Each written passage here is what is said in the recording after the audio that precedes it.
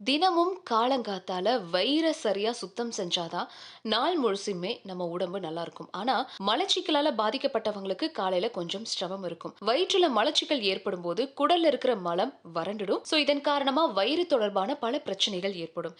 இது போன்ற சூழல்ல சில பயனுள்ள வீட்டு வைத்தியங்கள் உங்களுக்கு ரொம்ப யூஸ்ஃபுல்லா இருக்குங்க. சோ மலச்சிக்கலால என்னென்ன பிரச்சனைகள் வரும்? 10 பேர்ல 7 பேர் தினமும் காலையில மலச்சிக்கல் பிரச்சனையால அவதிப்படுறாங்க. இதன் காரணமா அவங்களுக்கு எரிச்சல் மற்றும் மனநிலை மாற்றங்கள் இது எல்லாமே இருக்கு. மலச்சிக்கல் அப்படிங்கிறது ஒரு பொதுவான மற்றும் பொதுவா காணப்படுற ஒரு பிரச்சனை தான். இது ஒரு வாழ்க்கை முறை நோயா இருக்கிறதால வீட்டு வைத்தியம் அதுல ஒரு சூப்பரான விளைவை காட்டுதுன்னு சொல்லலாம்.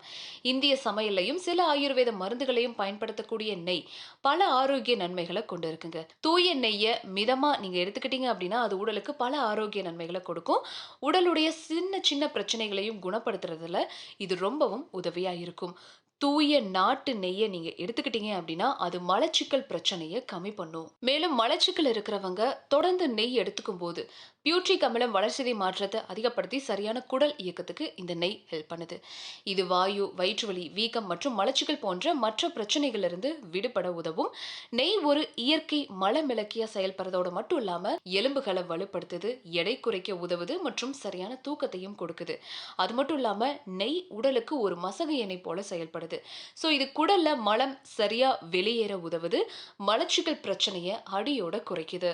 சோ மலச்சிக்கல் இருக்கிறவங்க நெய்ய நீங்க ஒரு வீட்டு வைத்தியமா எடுத்துக்கலாம்.